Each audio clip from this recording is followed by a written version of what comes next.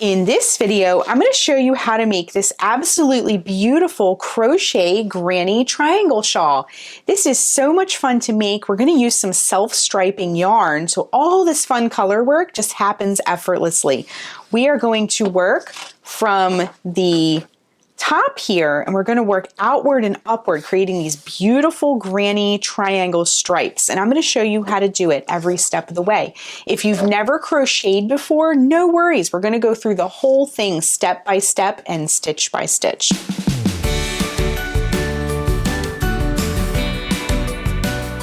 Our finished shawl has a measurement from this bottom point of our shawl straight up, if you drew an imaginary line straight up, about 29 inches. From our bottom point here, and you go straight out to one of these side points of our triangle, is 45 inches. And then the top edge, this is the part that's going to be wrapped around you, like this will be like where your neck is. So this top edge of the shawl is about 58 inches. However, when we're crocheting the shawl, I'm going to show you if you want to customize the size and make something a little bit smaller or a little bit bigger. I'm going to show you how to just keep working the repeats that we're going to learn, and you can make this as wide and as tall as you would like it to be. So we're going to talk about materials and then jump right into the crocheting. For this project, you're going to need a tapestry needle, a pair of scissors, a tape measure will help you measure as you go along, especially if you want to customize the size a little bit. You'll need a 6mm J crochet hook, and then your yarn. I have 2 yarn cakes here. This is a medium weight number 4 yarn on the yarn weight scale. I have 2 cakes of this. This is called Mandala Ombre from Lion Brand Yarn. As you can see, it's a fun, happy color. It's got orange, blue, pink, green, etc. And each cake of this, I'm going to be using 2 yarn cakes of this yarn. Each cake of this is 344 yards, so you'll need a total of 688 yards of a medium weight number 4 yarn. And then, in case you're wondering, the colorway I'll be using for this is called Happy, and it does come in dye lots. So if you're using 2 cakes of the same yarn like I am, just look at your yarn label. You can see there's a number here. Just make sure they match, and that way as you're stitching your project up, you'll get the best color consistency throughout your project, okay? So this yarn does come in dye lots. Now, I will say as a side note, this yarn in particular recommends a 5.5mm I crochet hook. I went up a hook size from the recommended to the 6mm J crochet hook because I wanted my shawl to have some more drape to it. But if you just look on your yarn label for that little ball of yarn with a number in it, a medium weight number 4 yarn will be just fine for this project. And again, this is the Happy colorway. So let's get started. We're going to get right to the crocheting next. Okay, so if you're using solid colors, you can create the rows of color yourself. This is going to change color for us, so we're just going to kind of go and work through the cake, okay? But if you need to change colors, change them at the end of each row, or you can do 2 rows of each color and so forth. You can really get creative with this.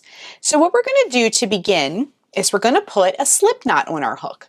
Wrap the yarn around your fingers to make a loop, bring the yarn behind the loop, reach in with your hook, bring up the loop, and then tighten it onto your hook. We're going to begin by working a chain 4. So if you're new to crochet, I'm going to walk you through all the steps and the stitches and how to do everything together, okay? So to make a chain, wrap the yarn around the hook and just bring it through the loop like that. Wrap the yarn around the hook and bring it through. That's 2 chains. Wrap the yarn around the hook, bring it through. 3. Wrap the yarn around the hook and pull it through. That's 4 chains. Okay, now we're going to create a ring that we're going to be working our stitches into. And it's a little bit different. We're not going to be working in the round. We are going to be working in rows, but you do start with a ring. So it's a little bit different, but you'll see kind of how it works out. So we're going to go in that farthest chain from the hook, that very first chain we made down here, and we're going to insert our hook into that chain. Wrap the yarn around the hook, bring up a loop. So you'll have 2 loops on the hook. And then we're going to bring the first loop farthest away from us through that first loop that's closer to us, just like that. And then you can kind of open up your ring to give yourself a little more space. And then also what you can do is kind of hold this tail along the edges you work this first row, and it'll weave it in a little bit for you. Let's move on to row 1. For row 1, what we're going to do is we're going to chain 4. 1, 2, 3, 4. This chain 4 counts as a double crochet chain 1. Then we're going to go into the center of this ring and work our next stitches. So into the center of the ring, we're going to start by working 3 double crochet. So to make a double crochet, wrap the yarn around the hook, insert it into the center of the ring, and bring up a loop. You'll have 3 loops on the hook. Wrap yarn around hook, bring it through the first 2 loops. Wrap yarn around hook, bring it through the last 2 loops. So that's 1 double crochet. Then we're going to work a second double crochet. So that's 2. And then a third double crochet. Just like that. Then we're going to work a chain 2. 1, 2. And then we're going to work 3 more double crochets into the center of the ring. So 1, 2, and 3. Just like that. And then if you need to push your stitches over a little bit to give yourself some more room, that's totally fine. Then we're going to work a chain 1, and then we're going to work a double crochet into the ring. Okay, and this is kind of setting up the very beginnings of our triangle. And as you can see, we're at the end of row 1, and you can see we have a little tiny triangle forming. Very cute.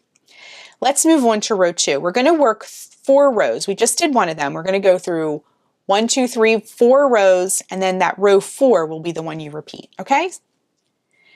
So row 2, what we're going to do once again is chain 4. 1, 2, 3, and 4. And then we're going to turn our work. Now this tail that you have here, I wait to trim mine and weave mine in because it helps me mark the center middle.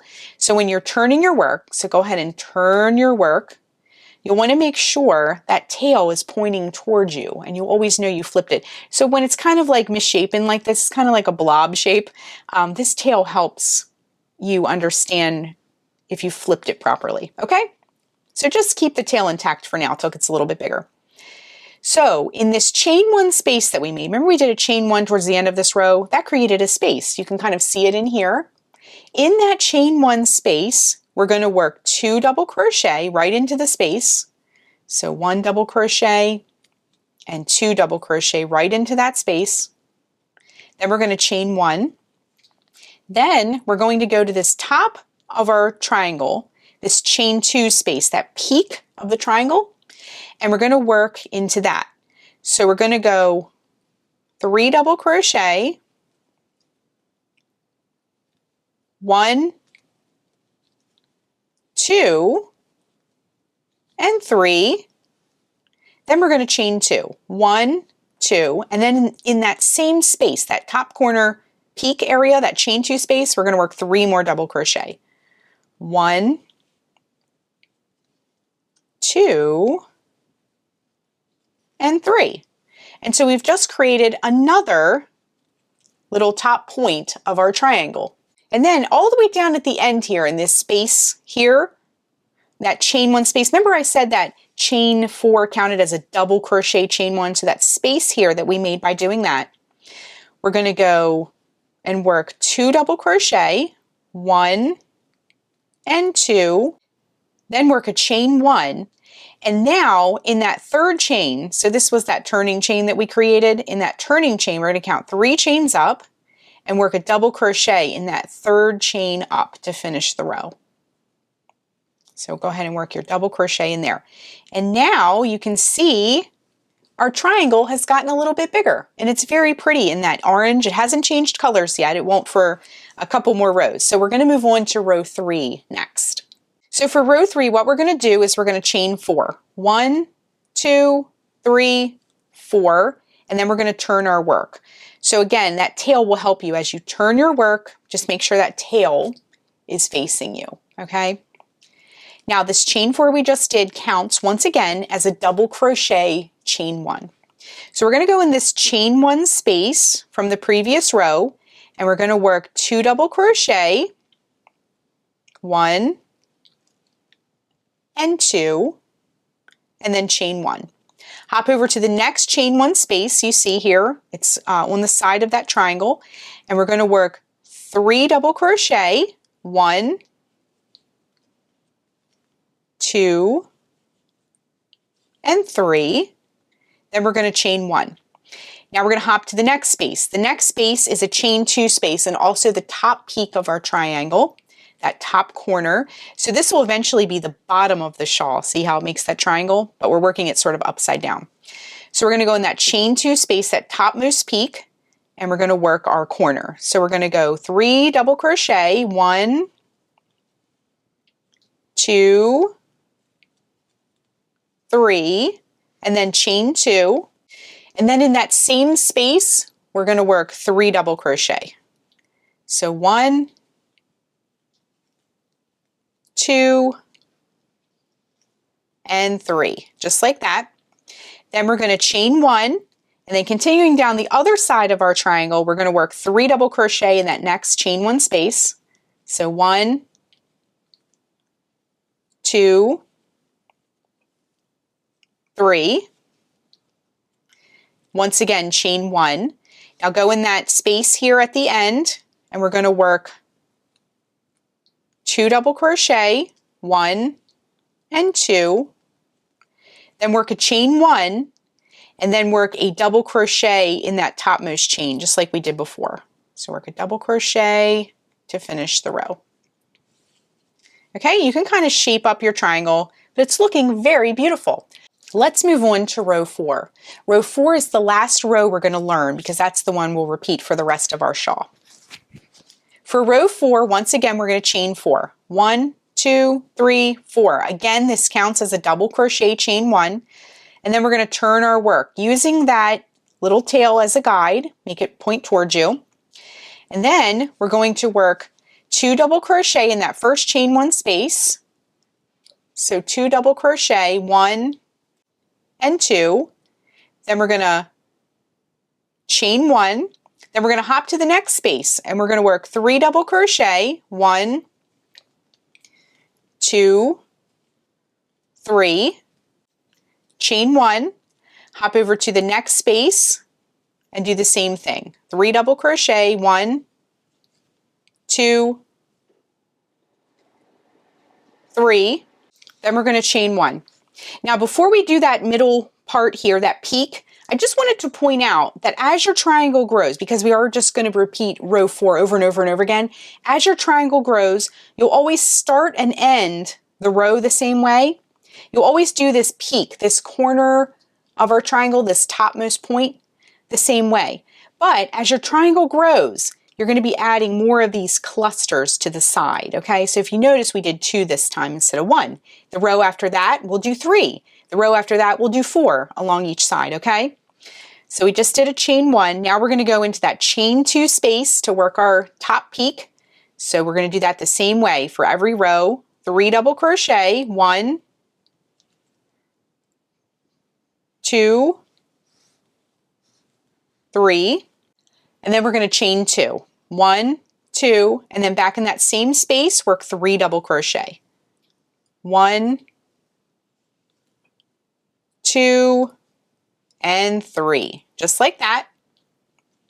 Then we're going to chain 1, and then we're going to go down the next side, okay? So go to the next space, which is a chain 1 space, and we're going to work 3 double crochet. 1, 2, 3, chain 1, next space, 3 double crochet, 1, 2, and 3, chain 1. Now we're in the last space here at the very end where that turning chain is. So in that turning chain space, work 2 double crochet, 1 and 2, then chain 1. This part will seem familiar. And then in that third chain up, work a double crochet right into that third chain up to finish the row, okay? So row 4 is complete now. Now let me just remove my hook because we're going to shape this up, get those corners nice and sharp. And you can see we are well on our way to making a gorgeous triangle shawl. So as we continue with our yarn, all the colors are going to play out and where they kind of hook on to each space here where we work into. It's going to just really display the colors really nicely. So keep going with row 4, repeat it over and over and over again. Work through your yarn, all of your yarn balls or whatever yarn that you're using. And each time you make a row, your triangle is going to grow both in width here and also in height. So if you flip this over, you can see we have like a mini kind of doll-sized shawl right now. So just keep going with your rows. You can back up the video at any time and re-watch how to make the row. If you need a little refresher, maybe if you put it down and come back and you want to watch it again, you can always back up the video. The free pattern is also, if you want to just like kind of refer to the written pattern, that's also on the blog. The link is down below for that. There's a slow motion feature if you need to go extra slow, and you'll just keep repeating row 4 over and over and over again until your shawl is as large as you would like it to be. So I'm going to keep working my rows, going through all my colors, all my yarn, and when we rejoin, we'll have a beautiful shawl and we'll do some finish work. We'll finish up the last row, weave in some ends, and look at our beautiful shawl. So keep going with row 4 and we'll rejoin in just a minute. Just coming up to the very last stitch of the very last row here, and I'm working that double crochet to finish it off. Okay, so I have just the tiniest amount of yarn left. I used 2 full cakes that we talked about before, and I don't have enough to start another row, so we're ready to be done. And as you can see, our shawl looks beautiful. It's so colorful and fun. And what we're going to do now is just cut the yarn and we're going to fasten off. So wrap the yarn around the hook and just pull it through. And now all we need to do is just weave in our ends. So what I'm going to do is I'm going to take my end and I'm going to grab my needle, thread the needle. And then for projects like this one where you have lots of different colors, what we need to do is when we weave in the ends, we want to try to, as much as possible, stay in that same color. And that is how your end is going to blend in. Now, if it goes a little bit into the other color, that's okay, but just try to stay in this. So I have a green tail. We're going to try to stay in this green area as much as possible. And then I like to go in one direction with my tail and then come back in the other direction, because when you have things like this that you'll be wearing, they're going to get a lot of movement, and you want it to make sure that everything stays put. All right, so now we're going to come back to our other tail. This is where we started.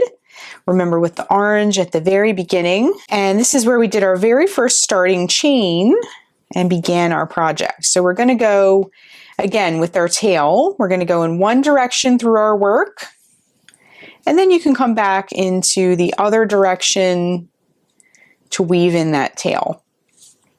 Just like that, and then grab your scissors, give it a snip. I like to give it a little bit of a tug and then snip it, because when everything kind of bounces back, it'll disappear. If you have any other tails, just take care of the rest of them as well. Okay, our ends have been woven in, and if we open up our shawl, we can see it looks so beautiful. The self-striping yarn really makes this project a lot of fun without a ton of effort of, changing the colors for your yarn.